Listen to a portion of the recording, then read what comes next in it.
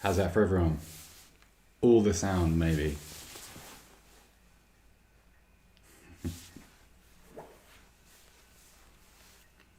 We're still going to give it a couple of minutes just so that people can, yeah, sound. There we go, sound.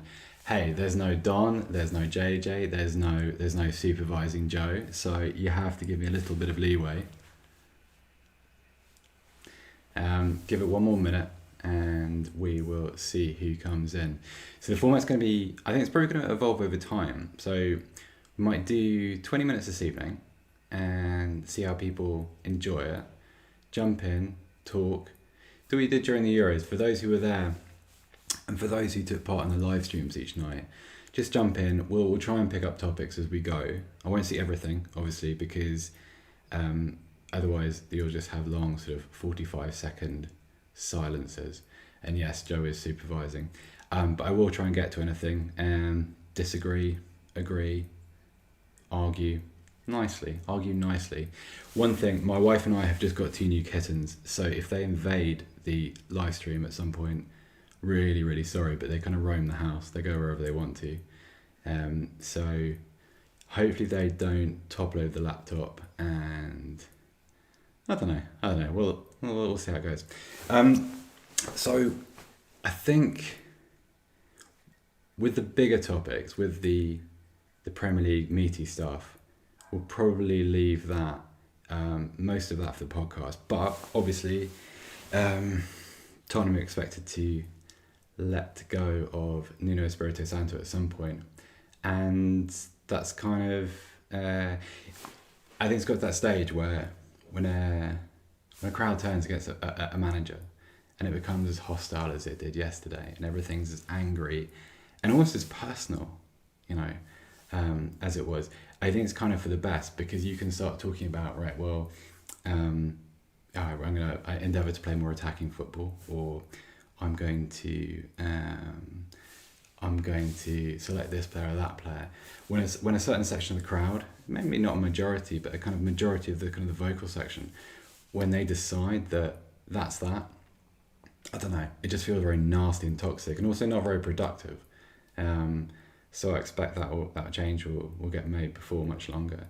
And we'll deal with that in the podcast, because by tomorrow morning, and I think I'm right in saying that we're going to go and do that podcast live. Joe will jump in and correct me on the chat if I'm wrong about that, but it feels like something that's a better topic for the 3 of them. So instead of that, and also because if I do that by myself it's 11 o'clock here on a Sunday night, I'm just going to sob my way through this live stream, and I don't think that's a particularly good way to start. How's that? Am I in the corner anymore? Am I in the middle of the screen? Tell me. While you're doing that, let's go back to Friday night and let's talk about PSG, because it's a really strange thing. It feels like their games this season fit a format. There's a really kind of underwhelming sort of lack of chemistry, and then they stumble upon a combination which just combines all the best parts of their very finest players, and it gets them out of jail. And if you hadn't watched any of that game, but you came in to see the kind of the exchange between Neymar and Di Maria, that is kind of the image that PSG want to project onto the world. That's what we are. That's the kind of the feathery touch. That's the kind of the confidence of a high skilled player, just to drop the ball off with a game on the line and win it. And it's a funny thing, because I think this is the privilege of having players of that quality, is that you can do that. You can have a player that can receive the ball in a crowded penalty box, as Neymar did, and you have the presence of mind and the time and the kind of the foresight to see Di Maria's run. It's a lovely finish. It's a lovely touch. Di Maria's ball for the first goal for the equaliser is probably better.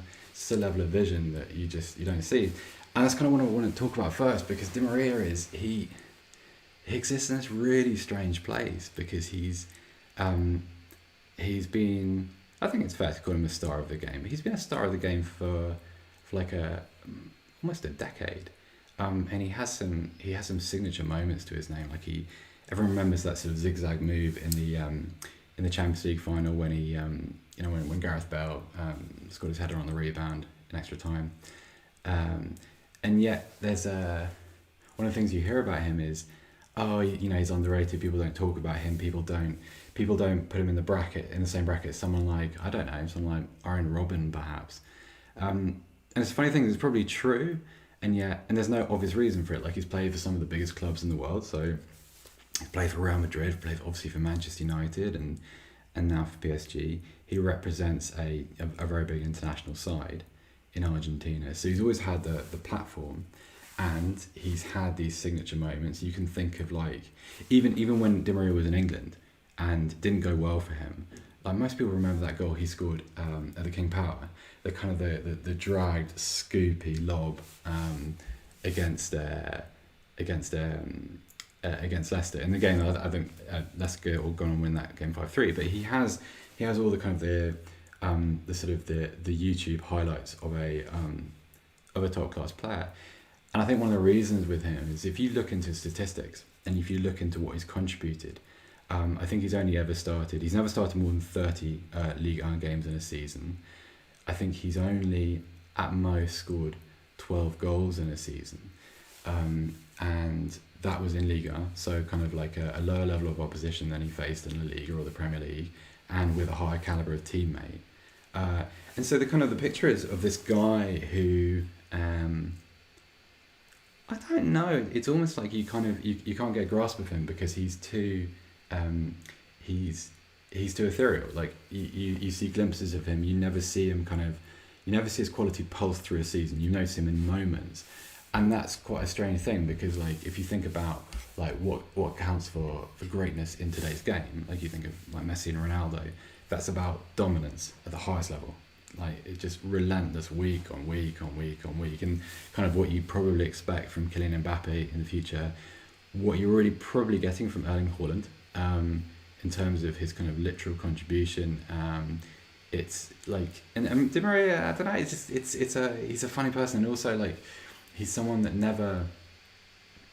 people don't gravitate towards him. Like, you don't feel like you know anything about him. Like, he's sort of, there's a kind of hologram quality to him, which is strange, because there was that sort of obviously that ruck between Real Madrid and Argentina, when just before the World Cup final, he was told, that's a 2014 World Cup final, I think Real Madrid sort of demanded that he didn't play because of a sort of a lingering injury issue.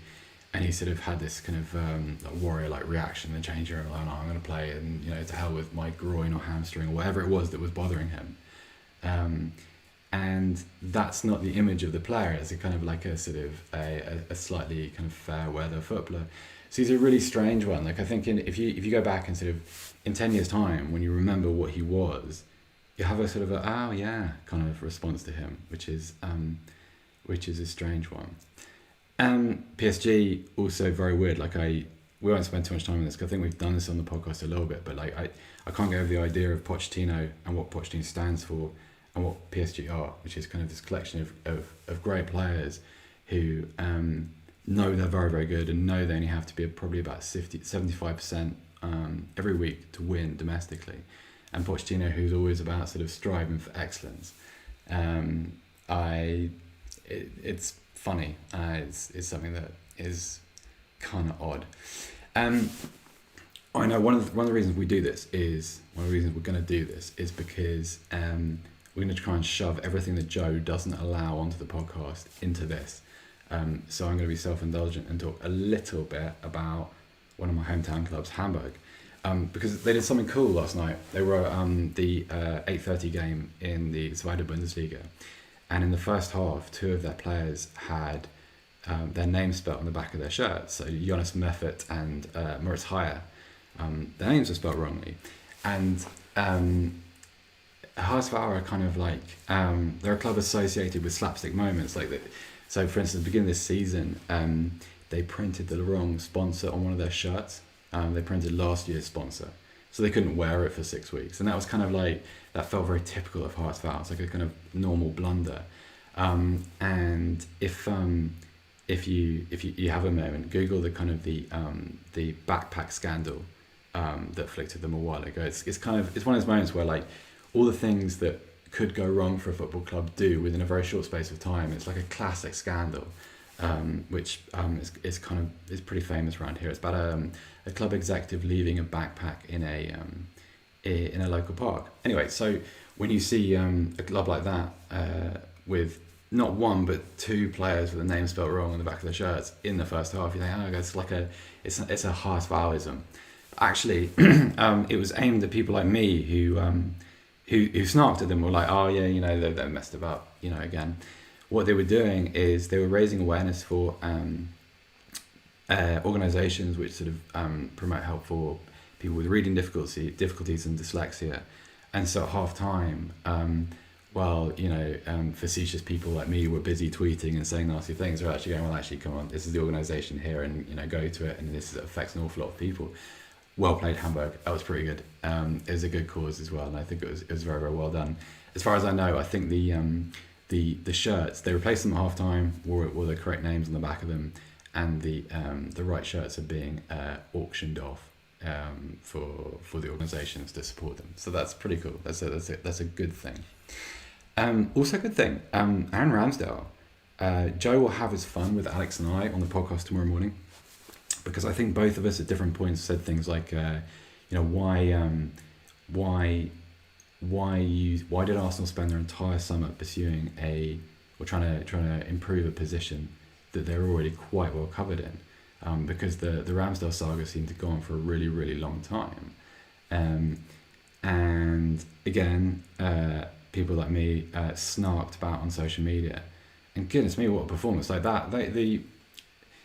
If you're my age, that's approaching your 40s, you remember a really famous advert for Royce goalkeeping gloves where Peter Schmeichel was making a save, and it was like, I don't know how well this is going to work on a live stream or a webcam, but he's making the save at this angle, so he's kind of caught in midair, he's got one hand on the ball, and he's like staring at it intently. And Ramsdale it reminded me a little bit of that, the kind of the full stretch, the really strong wrist. It's a brilliant save, and he made a couple of them. But what I really like about him is the personality. I think a few videos have made it out onto YouTube and Twitter, and showing his kind of interactions with the Leicester crowd and his responses, to their chanting and stuff. And like, oh, Joe's telling me to look at my phone. Oh, absolutely not. Speak some German. Say, one of the things with German is, we'll get back to Aaron Ramsdale, my comprehension is really good, but I have massive confidence issues when I speak. So when I go into like a local shop or a local coffee shop, it feels like the whole world is watching me and mocking me and pointing and laughing. And when I ask for something in a shop in German, the person behind the counter invariably sort of looks at me with all kinds of pity and just answers in English. It's so humiliating. It's like, okay, don't worry about it, Jordan. Pat me on the head, and I can't cope. So we're working at it, but I will. Yeah, cheers, Joe. I will do that at some point, but it has to be right. It has to be the right time. Otherwise, the very little confidence I have will be shattered. Ramsdale. So it's all fun and games, and the kind of interaction with the crowd makes really good content. But it feels like a really long time since Arsenal had a goalkeeper who was A, like consistently good, but B, actually a character, personality, like someone. It feels like for a long time Arsenal's goalkeeper has just been some guy. That's no disrespect to like Bernd Leno or Wojciech Szczesny, who was very young when he was there and played like a young player. Lucas Fabianski didn't have a great time. Think about Manuel Almunia when he took over from Jens Lehmann. Jens Lehmann was probably the last proper character. And it feels like Ramsdale, it feels like they need a bit of that in the side. Like, I think I know it's a little bit of a cliche, but Arsenal have been kind of inoffensive for quite a long time. And having someone that is a little bit antagonistic and a little bit provocative, plays with the opposition fans, that feels like a callback to a better time for Arsenal. Pains me to say it, obviously, but he's been great. And remember, like, if you're a goalkeeper and you're waiting for that transfer to go through, if you're Aaron Ramsdale, you can't probably avoid the speculation and the commentary and people saying, well, he's not really, he's just been relegated with Sheffield United, and that's a lot of money, and Arsenal need a defensive midfielder and stuff. So the prelude to your debut, where you're taking over the position of, okay, Bernardino is not an outstanding goalkeeper, it's not Manuel Neuer, but he's still a German international and a decent enough footballer, a decent enough goalkeeper. So Ramsdale comes in at a time when the team are under pressure, manager's under a little bit of pressure, the defence is new, and he plays really well, and I think that's really, really impressive. Like it's not something you see very often, and it's not something you associate with Arsenal, so that's really cool. I know I've done a soliloquy about Ramsdale's personality, but this is the thing, like if I'd done this on the podcast, all I'd got would have been sort of the camera panning to Joe, him shouting boring, boring, boring, or saying something like, I'm bored of this, or if you're interested in personality or Aaron Ramsdale at Arsenal, then subscribe to The Athletic. Go to theathletic.com/Tifo Football. Ha! Like that, Joe. And it's a good change of pace, and it's one of the things you can probably build off the back of.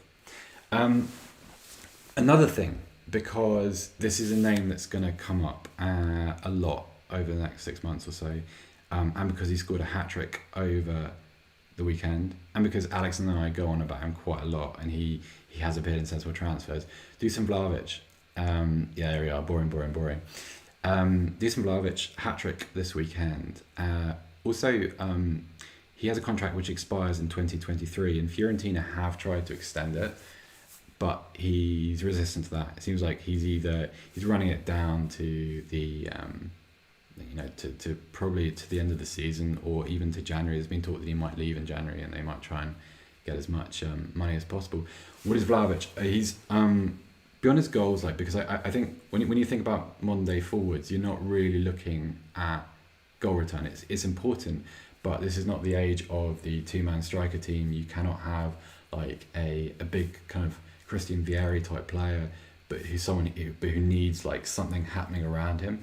And the knock on Vlahovic, the thing that probably makes the very top tier clubs hesitate to pay what will ultimately be a very large fee, like kind of a 60-70 million euros fee, I guess, is that his link-up play hasn't been the best. Like, it's quite formulaic and basic. It's sort of takes the ball, gives the ball, moves. It's like, think about a very, very young Romelu Lukaku. Think about the way that he used to recycle possession. It's got improved immeasurably over the years, but when he was a young player, like, it would be sort of very deliberate. Where's my straightforward, obvious, high percentage pass?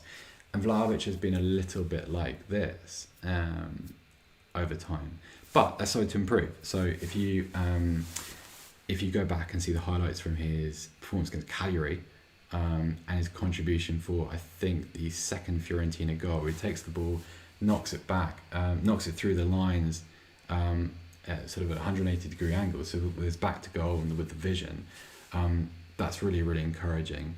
A couple of moments like that in the game against Spezia this weekend too. But also, if you look at sort of the craft of his finishing, so when you see someone like Vlahovic, you think, he's a lump. He's a blunt object. He's big. He's strong. He can finish, and so you think, right, well, that's who he is. He kind of gets bracketed. He's afflicted with that thing that pretty much happens to any big physical player.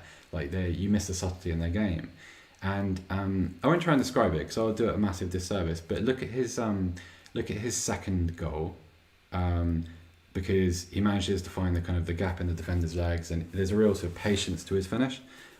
Which is really, really nice. And there's just signs that of like a guy that's obviously all the talent in the world. We knew that already. Everyone who's ever watched him knows he's going to score goals. And he's got a lot of ability, but there's a bit more subtlety to it, which is really, really fun to watch. And I think it's like we have I think everyone falls into this trap of forgetting that players can improve. So you see a player at a young age, and when he comes up to sort of the highest level, one of the top 5 leagues, and you think, that's who he's going to be. And then as his career develops, you can often, because the coverage is so total, that you can often miss the little tweaks and the little improvements and the little adjustments that a player makes to his game over time. And I don't know whether this is a kind of deliberate ploy, but it's something you can see. So make time to watch him, and I don't think he'll ever play for a team that is sort of a possession based side, or a team that kind of prioritises possession above everything else. But he's a very, very fine player. He's someone that potentially, I don't know, you could see him. He'd make a very, very good Dortmund player, as and when Erling Haaland leaves. He'd make a fabulous Atletico Madrid player, I think, at some point. I don't think he'll ever play for sort of a Barcelona. I don't think he'll fit at the kind of a Bayern Munich. I'm not sure, but he's in a fun stage. Let's put it that way. And you know what? Like tonally, again, this is something that Joe cuts off in the podcast. I need to moan about stuff, and this is a sort of forum to moan too, and increasingly so as I sort of find my feet in it. Anyone who saw Cadiz Mallorca, if you didn't, go back and watch it and see the kind of the first red card incident where Mallorca player goes through and goal. Cadiz defender just hacks him down. Is a kind of like, this is, it's the only tackle you can make. There's no attempt to play the ball. There's no sort of there's no nothing. It's just taking the red card, stopping the goal scorer opportunity. The VAR intervenes, referee goes to the screen and finds a sort of a tiny little infringement. I think it's a kind of a slightly mistimed tackle about a minute before the incident took place, where the forwards, one of the Mallorca players stepped on about a quarter of the Cadiz player's foot and kind of overruled it as a result. Oh, why is he calling me? Why are you calling me during the live stream? Yeah, okay, I'm going to put him on loudspeaker. See, now you can hear what Joe and I talk about. I don't think he's going to sack me live on. I think that's a. Am I on the loudspeaker now? You are on the loudspeaker. Go. Firstly, yes. Tell the people to subscribe to The Athletic. Yeah, visit theathletic.com. Hey, we've already done that. You missed a very, very clever link. Go do it again. And then also, JJ wants to know if you watched the Aberdeen game. And please take questions from the chat. Bye now. I will. So Joe didn't actually hear my very, very clever segue to The Athletic. But if you want to read, listen, hear more clever segues, pretty good option is just to, subscribe to The Athletic at theathletic.com//Tifo football. No, JJ, I didn't watch Aberdeen because it does not get covered in Germany. There's no Scottish football at all. We are going to take questions from the chat. Seb, your phone. We've done the phone. Subscribe, yes, but questions. Otherwise, I'm going to talk about St. Pauli and Hamburg football. Hey, so St. Pauli have been drawn against Borussia Dortmund in the next round of the Pokal. It's going to be, I think, like the 20th of January. Really, really, really cool game. Hey, Nadeem, yes, I did watch AC Milan against Roma. Roma are funny. Like, I remember watching Roma at the beginning of the season, kind of grudgingly having to accept that some of the attacking play was quite nice, and sort of, Mourinho did something quite well. And tonight looked really blunt. AC Milan super impressive. I thought Simon Kjaer and Fiki Tomori were great at the back for them tonight, and they handled Roma and got very crossy. There was a lot of football being played around the box and a lot of very simple questions to answer for that Milan defence, but they held out, and it's a weird one. St. Pauli, I did see the question about St. Pauli.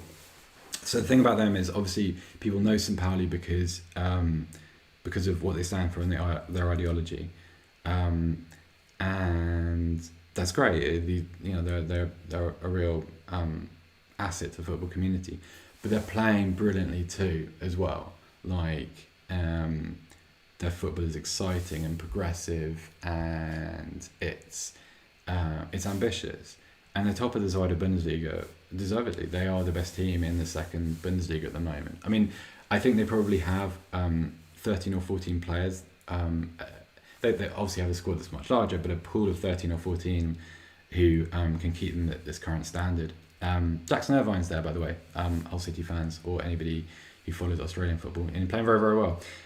So if they get an injury, like they've got a veteran Austrian forward called Guido Bergstoller at the top of the formation, Daniel Cayero, who plays behind him, a German Ghanaian player. He's excellent, really, really talented. If they lose one of those guys, it's going to be really, really difficult. But it's a great story. And my loyalties are... So this is the thing, and this is controversial. My wife has a go at me about this because she's a St. Pauli fan. The rest of her family are Hartwell fans. And I'm a well-wisher to all Hamburg football teams, which I'm not allowed to talk about outside. Because that's like walking around North London and saying, I hope Arsenal and Spurs win this weekend. But I kind of hope they both win because it's good. Like Hearts are the bigger club because they just are. They've got the bigger history. But St. Pauli have a kind of very different place in the world, and it's a great thing. Do I think Regensburg can go to the Bundesliga? I do. I think they're great. I think they're. So I've been hearing from England that actually there isn't any coverage of the Zweite Bundesliga anymore. It used to be on sort of Friday nights to sort of a 5:30, but apparently not. Hey, Charlie Rhodes, that's a great shout. Vlahovic to Newcastle, maybe they'd certainly have the money. And Andrew Budge. So Napoli. I don't want to talk about that because Alex has just written a video about that, which is going to be out. I think I'm right in saying a week next Wednesday, about why everybody should be watching them, and he's done a really good job on it. And I thought they're fun. Like I still don't quite know what Napoli are. Like, is that fair? Like I know the results. I know sort of where they are on the table and stuff, and they deserve to be in that position because of kind of the quality of football they've played. And Victor Osimhen is he's fascinating. Like I didn't think that he could go from Liga to Serie A and perform at that level, but he's been great. Yes, people are trying to suck me into kind of Spurs misery. Here's the thing, and I'll get this out now so that I don't bore everybody to tears on the podcast. It's not just the manager, is it? It's I think we talked about this right at the beginning. You have to.